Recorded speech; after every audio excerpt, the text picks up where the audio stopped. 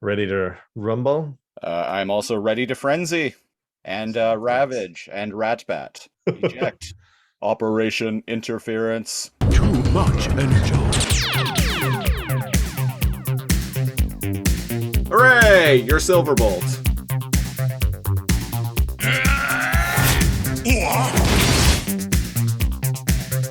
For our sake, these upgrades come with a warranty.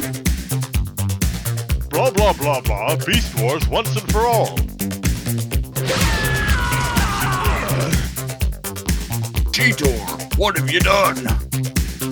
I am giving this episode no Energon. What Yeah. are you, a Quintesson? This is no Energon. Fuck it. I can't. Sigma balls, Gary. No, not that. Ah!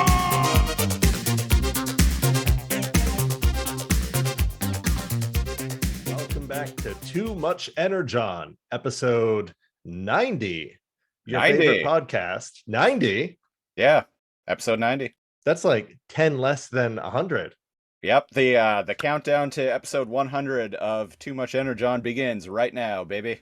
Right now. And what are we doing here on your favorite podcast, Too Much Energon, where we talk about Beast Wars shit and talk shit about Beast Wars, I believe. Except we're a little past Beast Wars, but that's okay. We're talking about War for Cybertron right now Yep, by Earthrise, episode 2. Netflix and Rooster Teeth.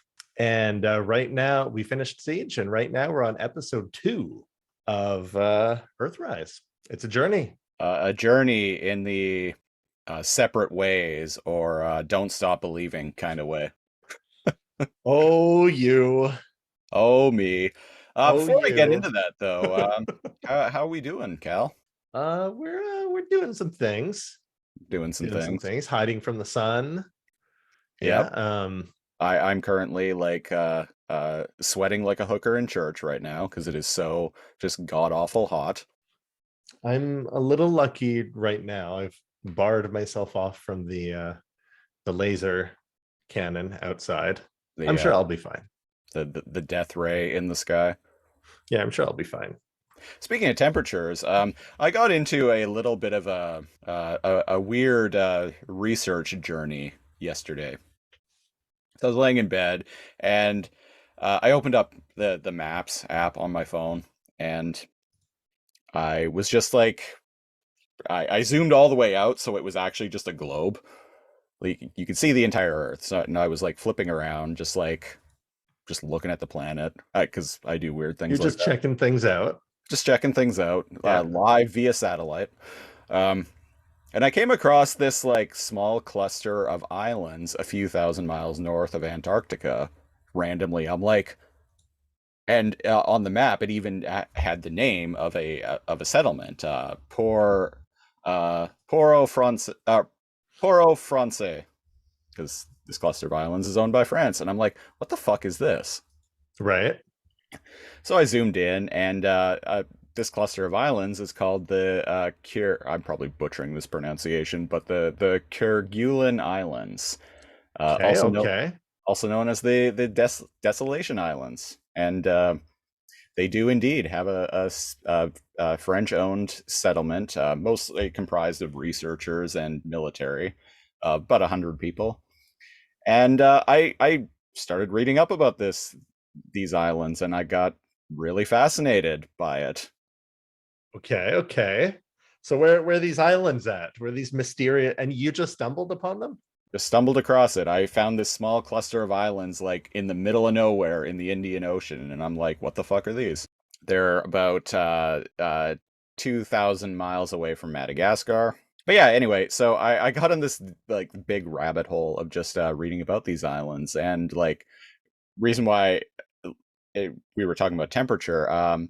Despite like being like, and to be fair, like it's a few thousand miles north of Antarctica, but like it's relatively close to Antarctica, so you would think the climate would be somewhat similar, but actually no. The climate on this cluster of islands year round averages anywhere between 2 and 8 degrees Celsius, with lots of rain and snow. Perfect. Perfect temperature. perfect temperature, and it doesn't even get cold enough there for the ocean to freeze. So the water is doesn't freeze at any point, like even in the dead of winter. So it's basically like the climate on these islands. I would say is basically a Vancouver Island winter, just year round, like 2 to 8 Okay. degrees Celsius, lots of Right, rain. right. It's pretty hype. Um, these islands were founded in the 1700s. Can you even imagine? There's no airport. Can't. There's no airport to speak of, so you have to get there by boat, which most people do by taking a ship from Madagascar, because like I said, it's French-owned islands.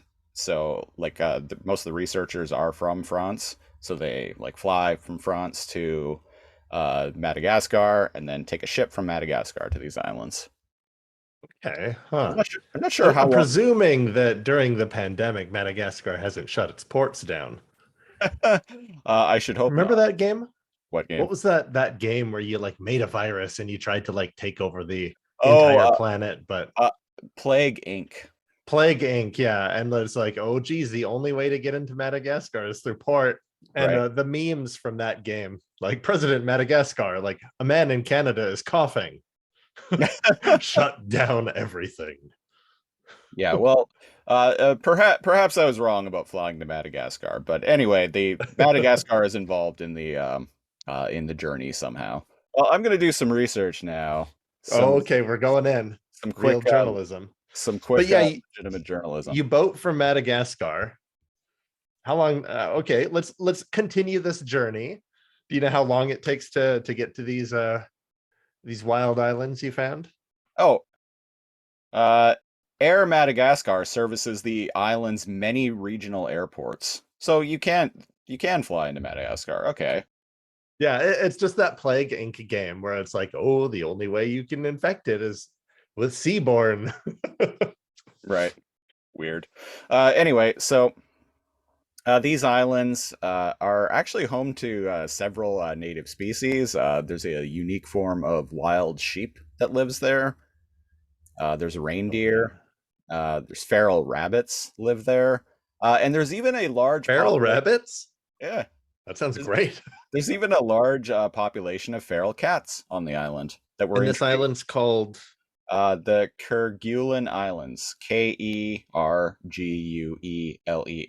Kerguelen. Um, Islands. I'm looking at the animals. Lots of insects on the island, lots of like moss and grass. But there's actually also, interestingly enough, there is a unique form of cabbage that grows there that is highly nutritious, and it's called They're reindeer. Kerguelen cabbage. Yeah, they're a reindeer. How, this is wild. I know, like like I was reading about this island for like an hour yesterday, and I just got like really fascinated by it. Just like the fact that like these islands off in the middle of nowhere, like all of this life just thrives. It just really goes to show that life finds a way. I'm looking at these cabbage and they're wild looking. Like, they Yeah, don't even look like cabbage, but yeah, it's a wholly unique form of cabbage that doesn't grow anywhere else in the world, which kind of makes sense since the islands are so isolated. They would have evolved there over the course of millions of years. what an interesting journey. Well, I'm glad that you discovered this so that I could discover it. And the listeners are just like, why the fuck is he talking about these islands? This is one of the more interesting things we actually go off topic about. So you're welcome. Yeah, I would agree. Yeah. Yeah. Yeah, I just thought this was really cool. I would love to go to this place. So like I really want to know like how you get the job that sends you off on this wild journey to one of the most isolated places on the planet. There's like a picture that's like a type of money or a stamp or something with the islands in the background and a cat in the foreground. Yeah. Have you seen all these? What are these stamps? Have you seen the stamps for those islands? No, I haven't. I They have looked like cats on them and stuff, and they're wild.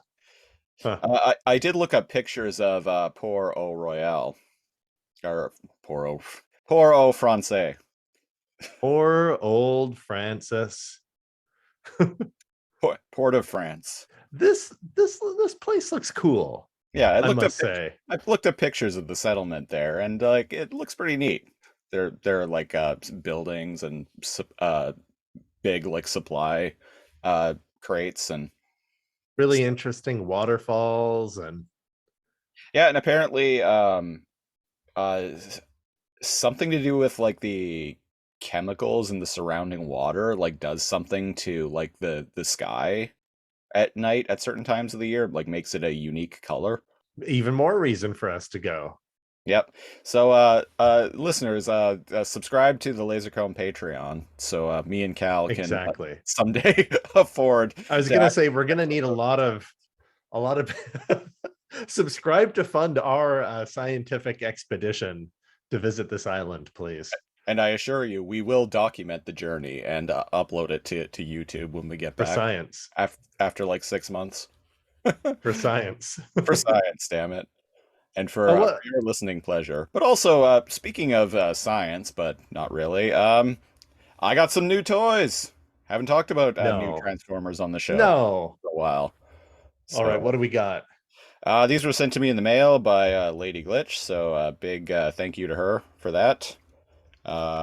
This is audio listeners, I'm holding this up to the camera, but this is Transformers Legacy Blaster with his little cassette bot Eject.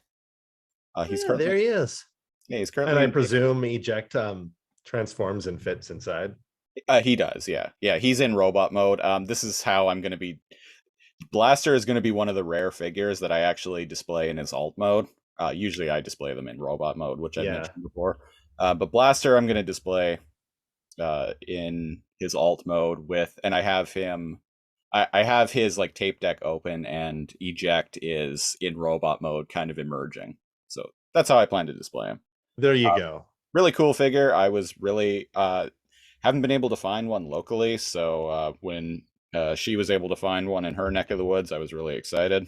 I was excited about the figure in general because I actually used to have the original G1 toy of Blaster when I was a kid, and he was one of my favorites. There you go. You got him back. Yeah.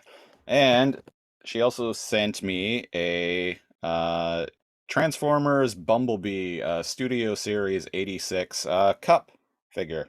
Oh, look at its cup.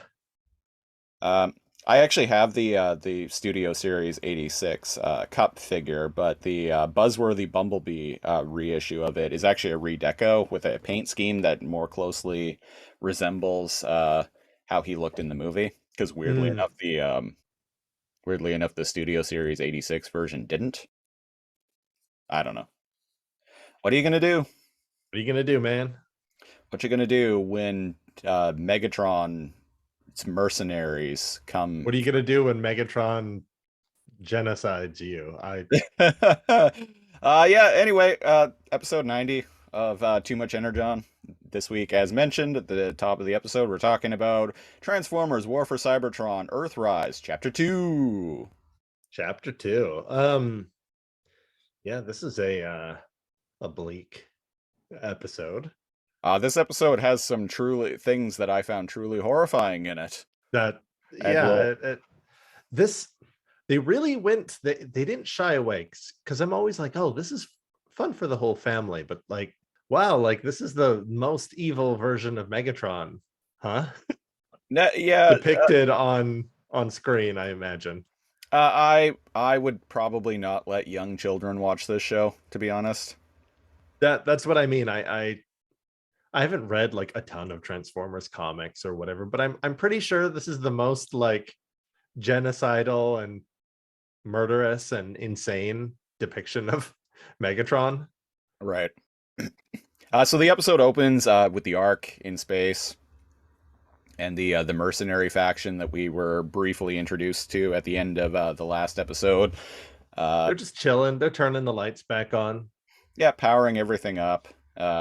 We got Double Dealer, we got Bug Bite, we got Ramjet and Thrust, and I think there's a couple more whose names that I can't remember. Yeah, the gang's here. Bumblebee comes back online. Yeah, he's the first one to like boot back up. Right. Oh, and Double Dealer is radioing talking over the radio to someone saying like, "Hey, we've taken we've taken the Autobot arc and blah blah Mhm. blah blah blah," and a bunch of voices like one right after the other like are saying things and like kind of finishing each other's sentences. We don't need any heroics. Agreed. Agreed. Yeah, and the voices on the other side of the line are like, "Yeah, we don't care about the ship, just as cargo." And Double Dealer is like, "Yeah, the ship's for me. Just have Nice. just have that energon that you're gonna pay me for these bastards ready when we get there, okay?" Okay, And now see that. Okay, bye. I love you. bye. Uh, and it raises that whole like, what are people getting paid in? Because Bumblebee was stealing Energon to sell to different factions, and he was getting paid in Deceptibucks. Right? Deception. And now they're getting they're handing over presumably the Autobots for Energon. Oh, not presumably. They outright say it in dialogue. He's like, just have the energon ready.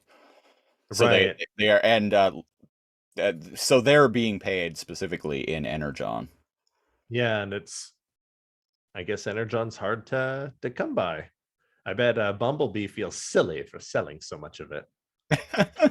And also there's like a non like, because they end up waking up. But that we jump back to that scene, but they end up waking up at some point. Like you said, Bumblebee wakes up first.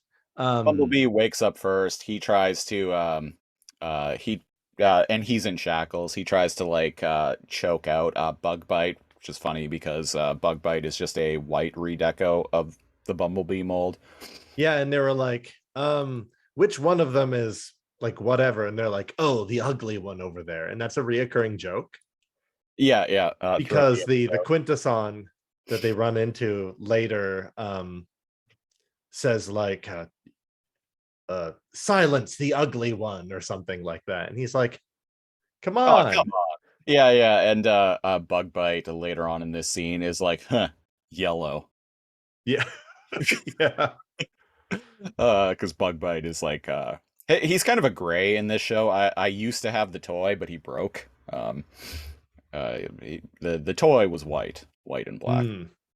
Yeah, he's like a gun. He's like a steel color in this. Yeah, yeah. So so Bumblebee like tries to muscle him, and tries to choke him out or something. Tries to choke him out with his shackles. The other mercenaries just straight up shoot at them anyway. And yeah, because he's like, hey, hold your fire unless you want to shoot through this guy. And they kind of like look at each other and go, and they just fire at him anyway.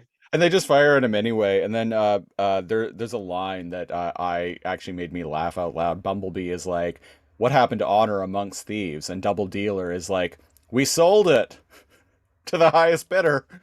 I like that. It's just corny enough that it works on the show. No, I legitimately like I dig that line. What happened to honor amongst thieves? We sold it. And then eventually Optimus wakes up and he's like, Bumblebee, stand down. And he's like, but Dad, if you want dessert, you won't fight. And yeah, they kind of just accept their lot in life, and they kind of try to talk to the mercenaries at one point to be like, hey, we know where the Allspark is. And it seems to grab their attention momentarily, but it's like too late. Yeah, we're selling you. So we yeah, because oh, actually that's later. Prime mentions he's like, yeah, to Double Dealer, like, yeah, I know I know the location of the Allspark. Because Double Dealer, that like, this is jumping ahead, but Double Dealer, when they take them, the Ark and the Autobots to the planet where this Quintesson Decius lives, Double Dealer is like, yeah, you have the highest bounty in the galaxy, second only to the only thing worth more than you is the Allspark. And Prime's like, but we know where the Allspark is. And Double Dealer's like, save it, deal's already done. Too late. Now Too take late. backsies until there are take backsies. Until there are take backsies. I have But thoughts. yeah, that's interesting too, because in that moment, that exchange there, he tries to ask Double Dealer, he's like, how long have we been in stasis? And he's like, don't worry about it. And Yeah, I'm like, no, hold on, you can give him that. I thought Because he just said he didn't know. yeah, it seems like he doesn't know or doesn't care. Yeah. I Yeah, mean, arguably you could check the records of the arc, and it yeah, would yeah. tell you how long it would be in power saving mode. You could just fire up Teletran 1 and just be like, hey, They didn't buddy, get the chance to yet, but how long has it presumably been? they could. Not Presume. only that, presumably they could do that themselves. Like be like do do do, and like check their like little wrist thing and be all like, power saving mode's been on for 100 years. 4 million years. Oh geez, that's a long nap. Well, Good thing that volcano woke us up. unlike the Maximals and Predacons, these Transformers don't seem to have like any kind of onboard like computer system that they can talk to. So I had taken that for granted during Beast Wars, yeah, that they could just kind of be like, computer, what are the energy reserves at? And there's kind of like a little AI that can just like tell them like too much Energon, or give yeah. them like little stats, or just say, I don't know. Energon radiation levels at dangerous whatever transform back to beast mode immediately. It's like, thanks, mom. Primal beats his chest. Yeah. So we cut to a scene with Elita. Oh, the psychopath scene, right? Elita 1 is being Megatron has summoned Elita 1 to like kind of talk to her, and he's like basically like why I'm curious, like why did you stay behind? Why didn't you go with Prime? Is it maybe that you didn't agree with Prime's plan?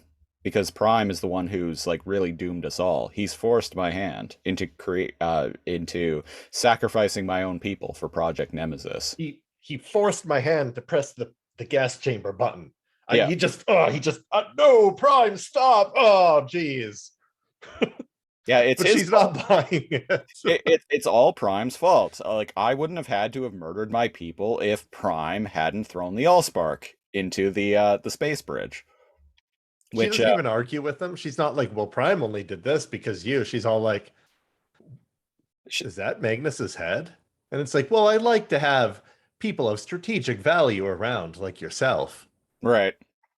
This is where Megatron's like true. This episode is where Megatron kind of cracks completely. Yeah.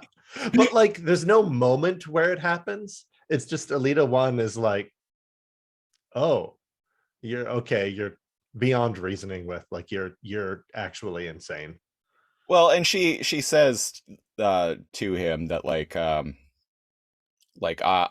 was a big fan of yours when you like emerged from the like gladiator pits and whatever. Like what right, happened? and you clawed your way through, and you and Alpha Trion, and you freed your people, and Yeah, what happened to that Megatron?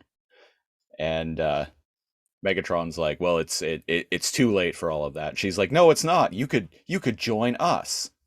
oh, a little bit later when she's like, yeah, because what they're saying right here versus later is unimportant, but that moment where he's like, join me, Elita 1, I could use another strong leader like you, and she's like, oh, well, what about my friends?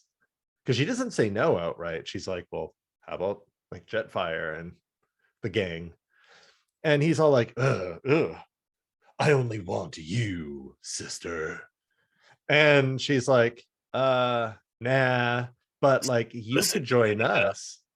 I both respect your military and tactical experience and also want some of that booty. It goes without questioning that I'm here for that ass. There you go. And she's like, that ass comes with a cost. And he's like, enough. You've chosen your fate. So he Yeah, she's like you said, like, hey, it's not too late, join us. And I think she worded that wrong. I think she should have said, we all need to work together and to save it, but by joining us, it splits that ideology. well And because she then tries to address that because she's like, we have the same ideals, but not the same ideology. well in Megatron, yeah, and yeah, she's like, there's a difference between ideals and idealism and ideology, I think is what she says. Yeah. Um, and like even early in this scene, Megatron is like, so you didn't go with Prime because you didn't agree with him, and also you think that in the face of Cybertron dying, the notion of factions is antiquated, basically. And Which, he makes a good point, but I'm with her 100%, man. I've always been with Alita 1. She's never been wrong. and so Megatron is like, if you won't give me that ass, go back to your cell and shut up. Go And back then, to your room. and then Also, your room's separate from the other boys. Did you notice that? yeah, All the guys are in like one cell and she's in a cell by herself. yeah. It's weird because it's like they're all pals. Like you could just throw them in the same cell. Isolating her for some reason was part of his really bad tactic. Yeah, well, probably because he wanted her to join him, but didn't, as you mentioned, but didn't really give a fuck about the other ones. And they're in different cells at some point when they're trying to formulate a plan. But But they're such close proximity that they can just talk to each other through the wall. right. So I'm like, what's the point of separating them? Real quick, I want to bring up the end of the Megatron and Elita 1 scene after he banishes her and says to like the clock and the candlestick, if she doesn't eat with me, she doesn't eat at all. Roar. But no, he looks at Ultra Magnus's severed head. Be our guest. Oh right, I forgot. He looks at Megatron or Ultra Magnus's severed head on the table, and he's like, "Don't look at me like that." Look at me like that. And I actually laughed. I laughed watching too. This. This and like I mentioned, this is the episode where Megatron is like truly cracking, and I'm like, He's bonkers. His the- only friend is a dead guy. here's the scenes, like, because like in the last episode he was kind of just monologuing to himself, like it seemed like, but Alas, poor Yorick, blah blah. with Magnus's severed head there, but he at the end of the scene he straight up just looks over and is like, "Don't look at me like that," to Magnus's dead, like lifeless head on his table, and I'm like, okay, so Megatron is starting to lose it now. And indeed, he by the end of this episode, he's gone like full wackadoo. Because he finds inspiration to live, and the inspiration to live is hatred. Yeah. So from here is where we cut to the scene that I mentioned earlier, with the mercenaries delivering the Autobots to the Quintesson planet. And yeah, I mentioned Prime is like, yeah, we know where the Allspark is, and Double Dealer's like, save it, deal's already done. So they go in, and we're introduced to a Quintesson for the first time in this series. That's right. And this Quintesson's name is Decius. And one voice out of all of them, because Quintessons, I believe, have 5 heads, 5, 6, Something, yeah, 5 or 6. Yeah, I can't remember. But or not heads, but faces. They're kind of just a big like floating like. The gimmicky thing is one of the faces, the whole thing will rotate, and a different face will talk. And yeah, just like in Transformers the movie and exactly G1. Yeah. And they even reference the guilty or innocent line from Transformers the movie in this scene. Yeah, even later, they're like, because or later on, because Prime's like, we are innocent. Yeah. And Decius is like, we will show you what we do to those found innocent. Yeah, after and I'm like, feed them to cyber sharks. yeah, feed them to Sharkticons. Yeah. Or yeah, cyber sharks. Yeah. There's Ball Weep wait, there Grana. is a maximal name cyber shark. There is, yeah, I have the Yeah. toy. Ball Weep Grana, Weep Ninibon. They should have tried that. Ball Weep Grana, Weep Ninibon. Ball Weep Grana, Weep Ninibon. Where's And then Cup when you need? And then they all break out in song and dance. As like, that movie is still a treasure and always like- will be, as far as I'm concerned. yeah, agreed. Hence why I bought the limited edition Steelbook, like 4K Blu-ray 35th anniversary edition.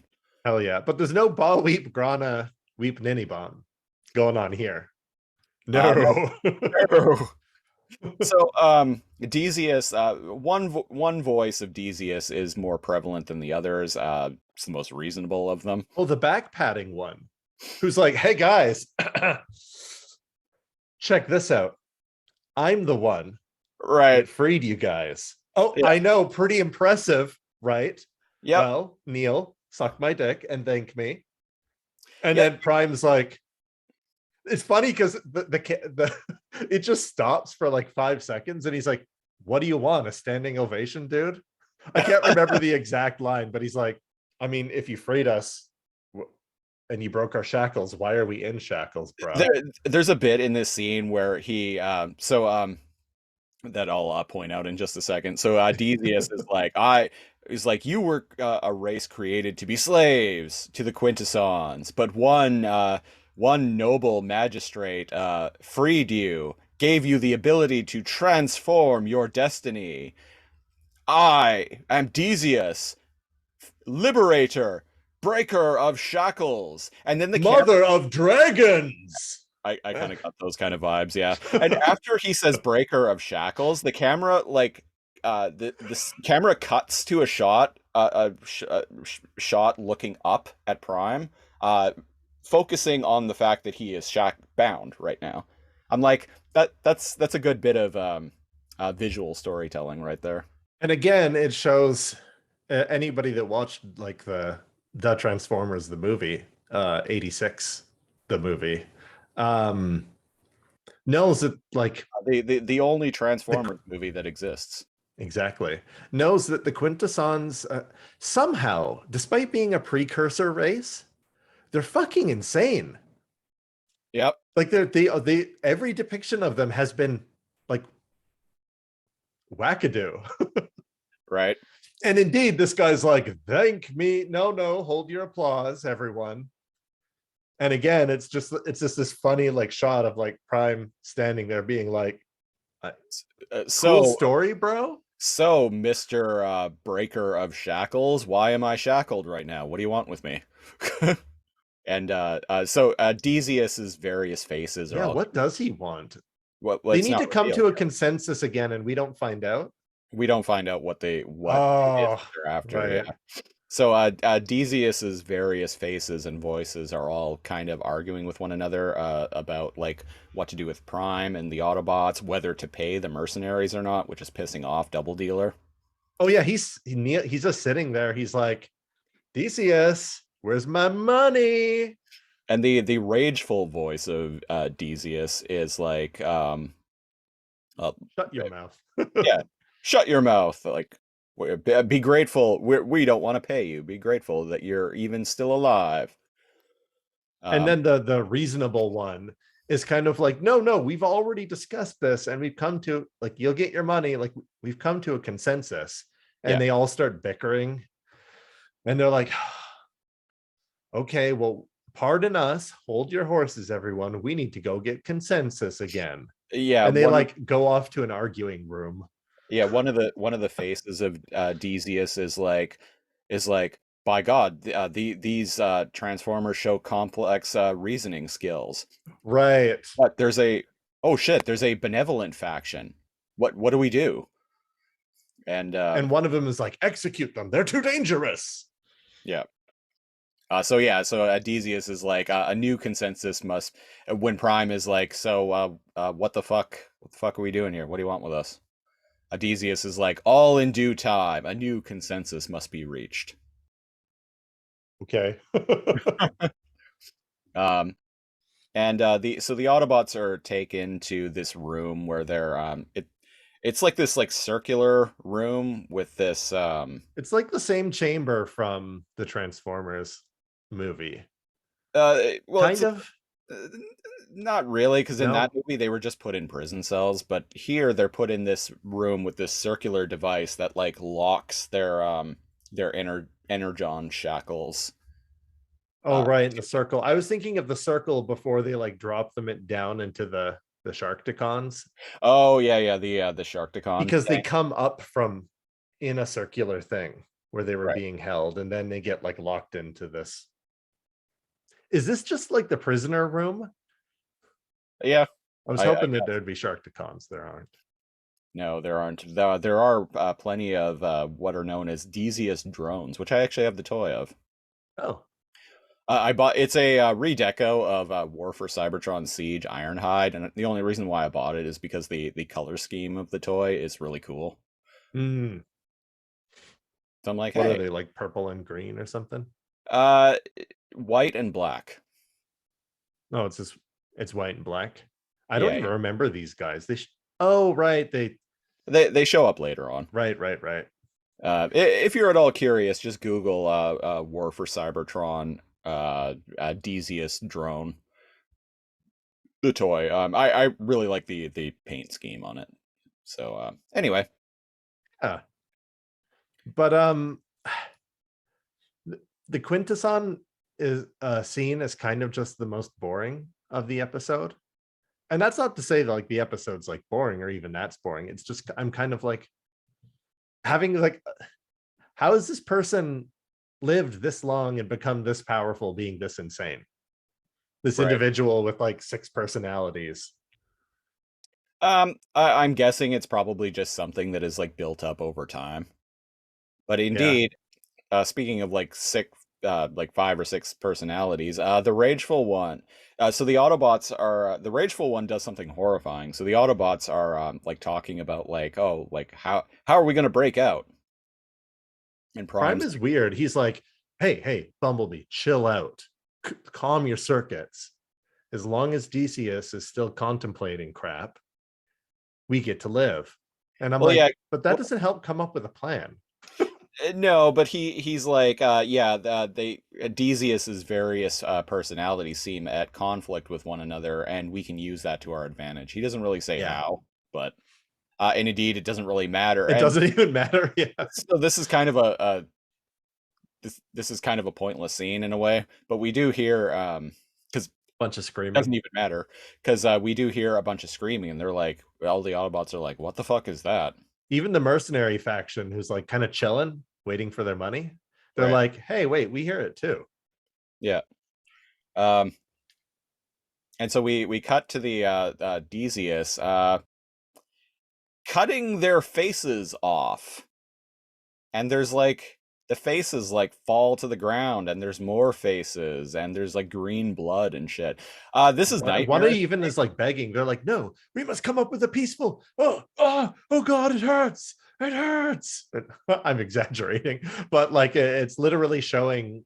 It shows up close the last one of them, the vengeful one, the evil one, cutting off the reasonable one's like face as he like screams in pain.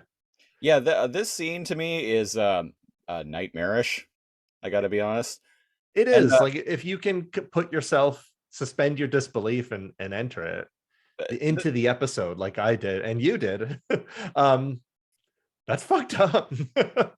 well, and I mentioned before, I think on a recent episode, if you don't just look at like if you look at these as characters and not just as robots, but as like mechanical, but like living organisms, like this is like self-mutilation. Like this is, and that's kind of how I look at the characters in these shows. Is I look at them as like living creatures.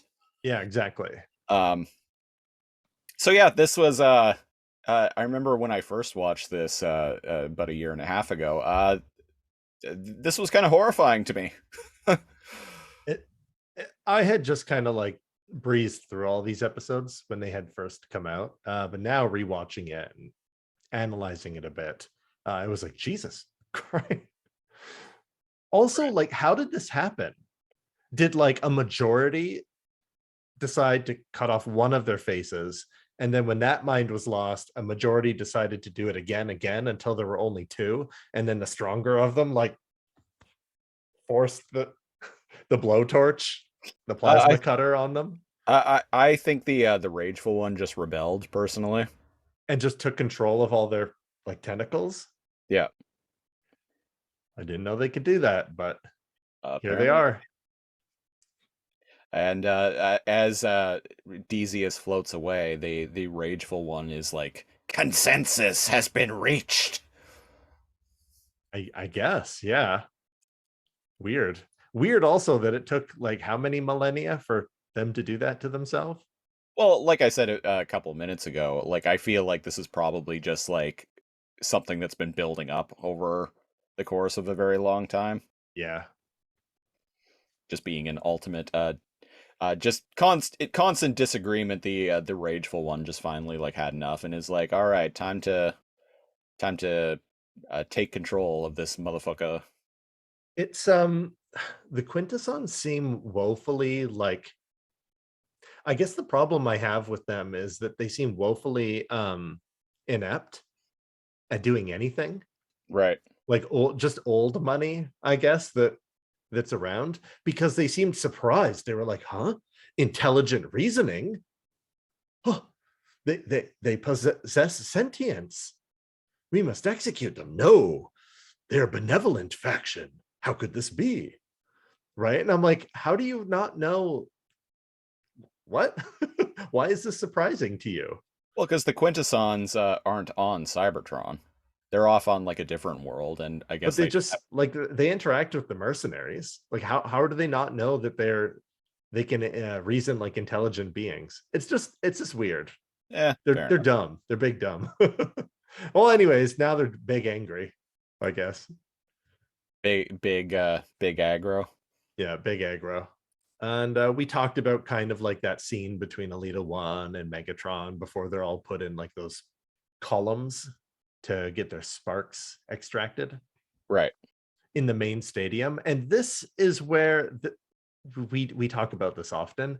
Little weird plot holes. It's like, haha, I have you all in the spark extraction tubes. Now, like a Bond villain, I will leave.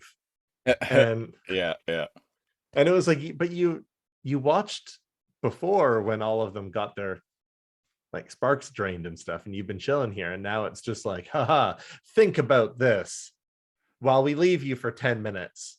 Yeah, where it's been a long day of I need to go talk to my best friend Magnus. It's been a long day committing genocide against my old people. I could really use a coffee before we get underway. There was a hint of an Energon. I'll take an Energon latte. No whip, no foam. There's a hint of Agent Smith in your Megatron voice. It's been a long day, Mr. Anderson. I could use a robo coffee. Anyway, so it's the smell. Sorry. But yeah, where were we? Oh, like a Bond villain. He's like, all right, now die while I leave. It's the smell of freshly brewed Energon beans. I can taste their stink. I can taste their bean juice. And yeah, he like rubs his robo paw and just leaves inexplicably, and then the power gets shut off. And then Megatron like immediately comes back to check on them, right? Right. No. Right? Instead, a random dude runs out. No, it's not a random dude. It's the what was his name? Well, it shows a flashback. He's the guy who I mentioned last episode was a redeco of Refractor. A bunch of them are like Refractor. He's one of those extras. Well, no, he actually has a name. I talked about it last week. Oh, no, you're right. Yeah, he's got some scars on his face. Who is this guy? I'm looking it up. Going in, folks. We're going in. They all have the same build when she freed them. So that's why I couldn't tell who it was. In the little flashback, when she walks up to them, she's like, You're free, all of you, go. They're all the same build, they're just colored differently. Scrapface, that's his name, Scrapface. He's got scars on his face. Yeah. So yeah, in the flashback, they're all just different like redecos of Scrapface / Refractor. Yeah. Well, Um, Refractor is the original mold, so mold and deco. So Scrapface is a redeco of him. and then the others are just extras, I guess. Yeah, the others are just reused models. Yeah. And what is there's a little moment here, and it's like, you saved all of us, and now it's our turn to save you. And I look around and I'm like, it's just you though, dude. But as we find out during this sloppy escape scene, Yeah. there's a few down the chain of command that coincidentally open up some doors and coincidentally accidentally let them go past. Well, and there's one guy who we find out was helping Scrapface and the Scrapface and the Scrappies plot this jailbreak. I don't know who this guy is, but he's like, I ain't no Autobot sympathizer, but I don't believe in genocide. yeah, he's like, now hit me. Stop trying to hit me and hit me. I want you to hit me as hard as you can. And he's like, ow, you punched me in the ear. We're like mixing references now. Yeah, it's all over the place. Ow, Yeah. what the fuck? I didn't say, Oh, sorry. not the No, nose. that was perfect. Punches him in the gut. Why? I said once. Why do you kick him in the? Chromia's like, my turn. Starts kicking him in the ribs. But yeah, they're for anyone wondering, I was referencing Fight Club. yeah. Anyway, And I was referencing the Matrix, but that's a more obvious quote. But what happened? They were trying to stealth out, even though an alarm is going, and Scrapface is kind of like. I should explain. So this guy is like, you're gonna have to hit me because I don't want it to look like I just let you escape. Yeah. And Chromia is like, okay, and enthusiastically like clocks him in the face. Yeah, And I'm liking Chromia more and more with each episode. And the reason they had to do that is because they were like sneaking, like Metal Gear Solid, like behind a half wall where there was glass. And Jetfire like rolled a 1 on his like stealth check and was like, whoa, and smacked against the glass comically. And then of course on the other side of this like apparently blaster proof glass, a whole bunch of Decepticons like turn and stare at Jetfire, who's like squished against the glass. Blaster proof glass. Blaster proof. And they're like, get them. And instead of shooting through the glass, they like run the long way around. Yeah, they like run around to come get them. And I'm like, was that bulletproof glass? Anyways, they get away. Anyways, they get away. And I'm looking at that scene now. Jetfire is so much bigger than the others. He wouldn't be able to crouch below the half wall anyway. Well, as I mentioned, he's a commander class figure. He's a big boy. Yeah, so they would have had to have run by anyway. Yeah, but they get away. They get away. 2 dudes help them get away. They get away. Megatron finds out. He gets all mad. He's like, and he blames Starscream for some reason. Yeah, he's like, I'll have Starscream's head over this. And Soundwave shows up and is like, Lord Megatron, there's a communication coming in. I know like, you not said now, Soundwave. I know you said to hold your calls, but this is important. And he sounds like a robot from Clone High. Wesley.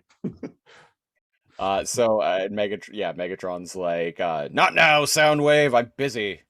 And I'm Soundwave's busy like, shaking my fist. busy shaking my fist. And And he's like, but it's from the Ark, sire. Oh, whoops, that was Shockwave. But it's from the Ark. but it is from the Ark. Dun dun dun dun dun dun dun dun. I don't know why. Prime. I don't know why I went Metal Gear with that. I meant in my head I was gonna go dun dun dun. But your brain is so My brain just auto-tuned. my brain is just so programmed to like reference Metal Gear at this point. Yeah, it's kind of like when you say there can be, your brain just autofills only one. There we go. Yeah. We did it, folks. Every single reference that we could possibly have in an episode, we did it. We got the Matrix. We didn't Fight do RoboCop. Actually, Yes. real quick tangent. Speaking of RoboCop, yesterday, time of recording is July 18th of 2022. Yesterday, was the 35th anniversary of the release of RoboCop. So you know what You I'm like thinking. my very smooth, completely on purpose segue into that. So you you know what I'm thinking. I'm thinking we got we got a commentary track we should I do for think the so. That's the, been long on the list. It's been long on the list, and I feel like the at least the month of the film's 35th anniversary is like the perfect time to finally jump in Yeah. for the Yeah, old. it's regardless of what order, we got for any one that's listening and interested in the Patreon. Yeah, we got The Thing. We're going to do a commentary track on, and RoboCop. Yeah, we listeners, we have a Patreon exclusive bonus called Too Much Commentary, where we do commentary tracks of movies. Sometimes chosen by Twitter polls, sometimes chosen by patrons, sometimes just chosen by us at a whim. Like right now. Right now, this month is also the 15th anniversary of the release of Michael Bay's Transformers movie. Wow. Yeah. The best Transformers movie. Well, of those live action films, I would say Bumblebee is the best. But that first Transformers movie, I actually just rewatched it like a week or two ago. It's decent enough. All right. Yeah, it's all right. It's all right. I'll go to bat for that first one. I won't for any of the sequels though. I don't even know how many there are.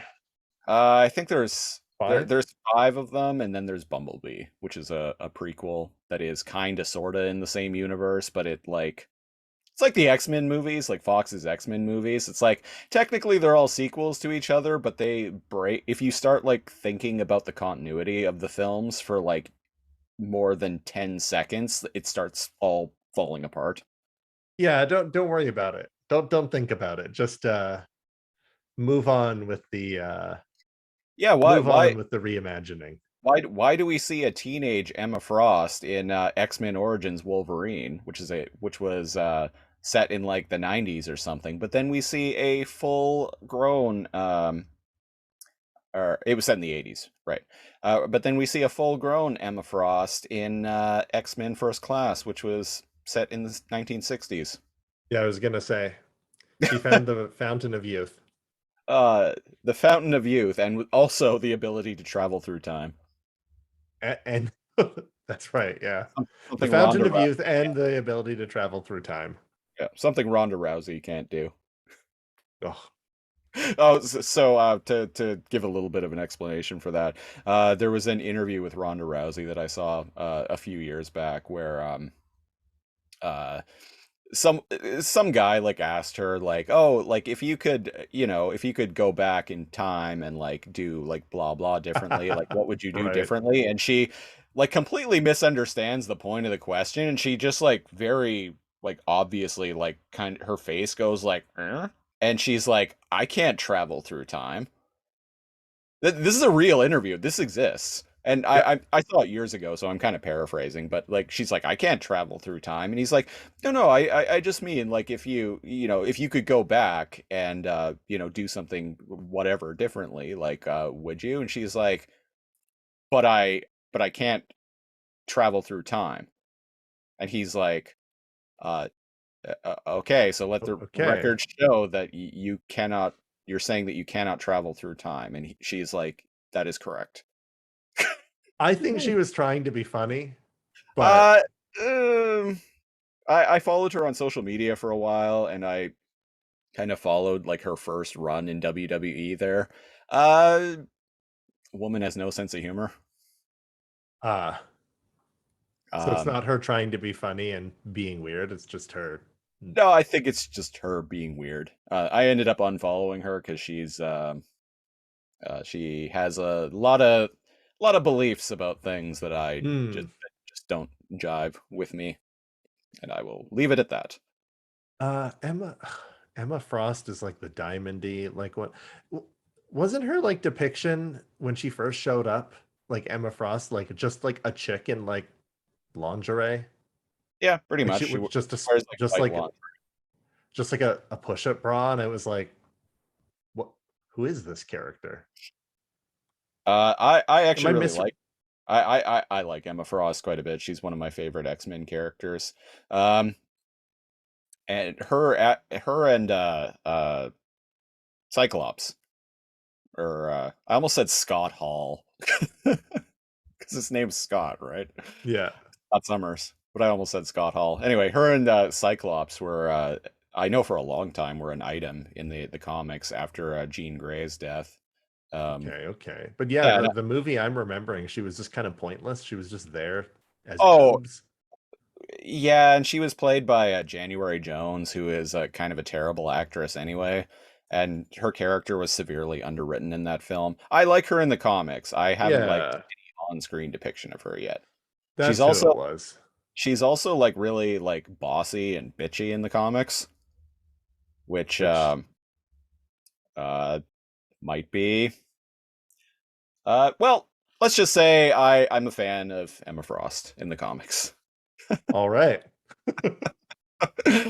Say no uh more. Anyway, so where the hell were we in this episode? So Emma Frost takes her top off, but there's diamonds. It's diamonds underneath, and you're like, oh geez, ouch, ooh, ow, ooh, ow, and then you slash your hands apart.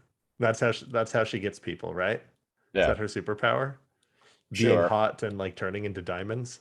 She can That's turn all I into remember from the movie. she can turn into diamonds. She also has telekinetic abilities as well. Diamonds and telekinesis. Nice. Yeah. But yeah, back to back to not X-Men or RoboCop. I think what was going on, Decius was like, haha, it's me, Decius. Anyways, I reached a consensus. I'm gonna kill you guys, and you mercenaries can fuck off. Yep. And the Double mercenaries are dealer's like, oh, hey, we had a deal. just leave with your life and be grateful. And he's like, you're making a mistake. So he goes and springs the Autobots. Yeah. He And helps them get Wheeljack, their energy shackles. Wheeljack is just able to like flash the like speaker things on his head, which Prime is like, Wheeljack works now. and I'm like, the things flash and like their cuffs come off, and I'm like, okay, wouldn't that have been better to do when they were on the Ark still being held the by Ark?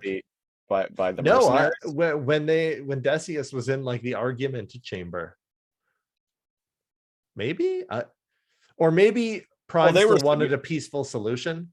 They were severely outnumbered in that chamber, though. Not just by Decius, Right. but also the mercenaries, the Decius Double, drone. because Double Dealer is like, huh, you in what army, when he's like trying to hold Decius to their word. Yeah.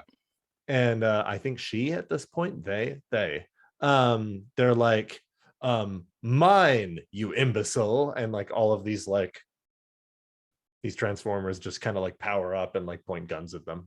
Yeah. And But what yeah, I was saying, they work together. presumably they were there before too. We just They're hadn't just seen kind them. of hiding in the shadows. Yeah. But yeah, they kind of break them up, and there's an exchange between Wheeljack and Prime that's kind of like, hey, Prime, you need to promise me that you can find that Allspark. And Prime's like, I will find that Allspark. He's like, Autobots, roll out. No, that was and between him and Double Dealer, not him Oh, and sorry, Wheel. I meant Double Dealer. Yeah. And he's like, I will. Interestingly, there is I don't know what his name is, but one of the mercenaries is just straight up uh a redeco of Wheeljack. I saw that. Yeah. And he's like, Autobots, roll out. And only some of them are transform and roll out. Only some of them transform, and some of them are just running, and some of them are riding on the back Riding on the back of Prime, and I'm like, huh. but all But of you can why? transform. Yeah, but why? All And of this is to you show are off the different figures and how you could play with them. You could put some Yeah. of them on the back of Prime, and but yeah, some are just running, and I'm like, didn't you hear the orders? Transform and roll out. right. They did not. They did not. Did not. And there you now go. we've- We've referenced every single thing we could ever gonna- possibly reference. I was gonna say, now all we need is like a Batman and Robin reference, and we've truly reached Omega level, Omega Supreme Omega level TME references. Omega Supreme. Yeah. Omega Supreme with fries. But yeah, sorry, we're back on Cybertron. Yeah, And Megatron's, he's got his vigor back. Yeah, and Megatron's like, all right, Shockwave, initiate Project Nemesis. And he's like, but sir, starting the project ahead of schedule could pose pose many dangers. And he's like, I don't care, do it. And so Shockwave like pulls out his Uses iPad, his tablet and pulls out his iPad and like taps on it, and then a thing starts descending from the clouds, and it appears to be a ship, and Megatron's like, the Nemesis, a ship that will find us, take us to a new world made with the sparks and bodies of 1,000 Autobots. and then And Shockwave. Is like, and Decepticons.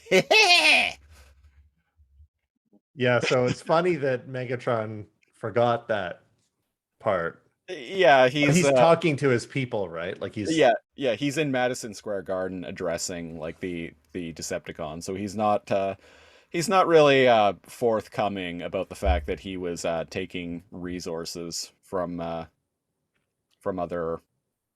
Decepticons. and indeed he's like, shut up, Shockwave.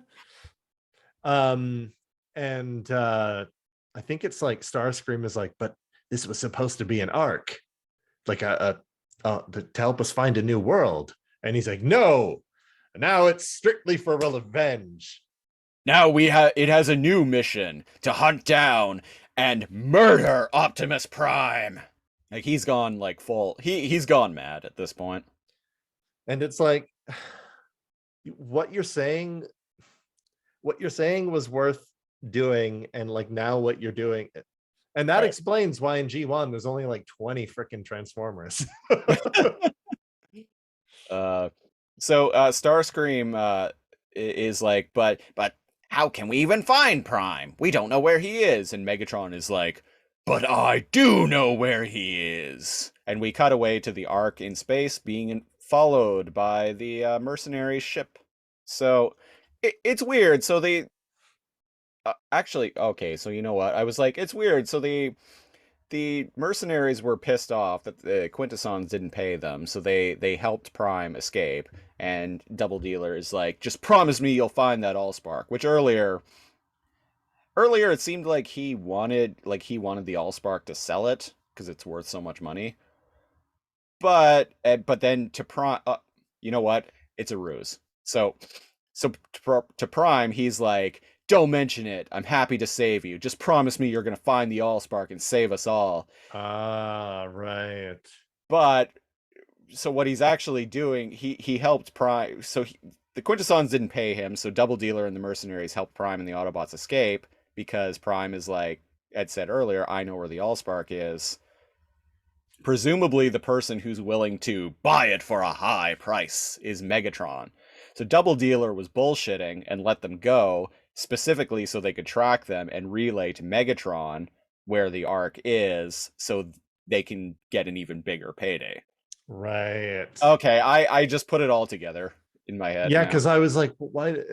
Okay, I got it. Yeah, he's That makes bullshitting sense. him. Yeah. And that's how the episode ends. Yeah, here on ye old too much energon we have a little I was like, how do I make that into old English? Here on Too Much Energon, we've got a simple rating system for any Transformers media we consume. And it's a 3-tier system ranging from not enough energon to a sufficient amount of energon to too much energon. It's basically bad, okay, good. Siege. Yes. What do you give the old episode chapter 2 of War for Cybertron Earthrise? Sufficient amount of energon. The stuff with the Quintesson was like truly horrifying in a good way, but like Yeah, it was horrifying in a good way. So that was really cool. But I don't know, it's a lot of Megatron talking to his minions, to his cronies, Elita 1 and the Autobots being in prison cells. And just kind of lamenting, not talking about anything important. okay, so it's basically the whole episode is a bunch of characters in prison cells, whether it's the Autobots on Cybertron or the Autobots at Decius's fort, in prison cells, just talking about what they're going to do, and the Decepticons, and basically Megatron just like talking with his cronies about like Project Nemesis. So not a lot really goes on in this episode. No, I guess on my end, yeah, it's just part of me is kind of like, if you did not see this, I don't think you would miss anything except when a certain Quintesson pops up a little bit later. Yeah, But yeah. if you can miss an entire episode and still be like, oh, okay, cool. So they woke up and they continued flying through space. That's not good. Which is odd too, because like this episode is all exposition, but it's exposition that isn't really Groundbreaking or revealing. crucial. And Like- it reveals the nemesis, but like, Well, I actually think the Quintesson self-mutilation and the reveal of the Nemesis, I think, are the two best parts in this episode. Exactly. But if that's as much as it can give us, Yeah, that's not much. It could have done that in any old episode. Yeah. So It- it it's gets a a low- low, low sufficient it energy. gets a low sufficient amount of energon for me, just because of certain jokes throughout it, like bring me the ugly one, and Bumblebee being like, hey. Oh yeah, and And then- what happened to Honor Among Thieves? We sold it. For a profit. And other things like Megatron like staring at Magnus's like decapitated head, being like, don't look at me like that. So that's what brings it to a sufficient amount of energon for me. So we're both on the same page there. All right. And that's our consensus. And that was Too Much Energon, episode 90. 90. Best way to support the show, go to patreon.com/lasercomb, LAZORCOMB. I just revamped the Patreon recently. It's now just a single $5 tier, $7 if you're in Canada. It gets you preamble audio for this and all the other podcasts we do.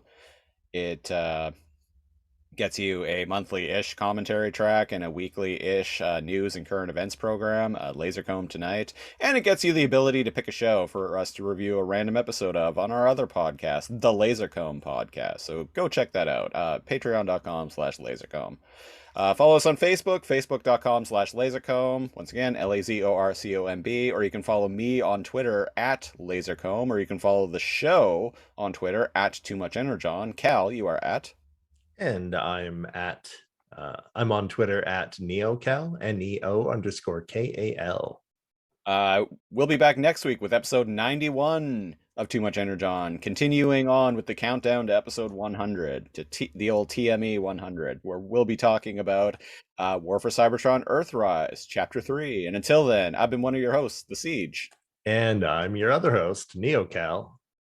And until next week, what happened to Honor Amongst Thieves? We sold it for a high price.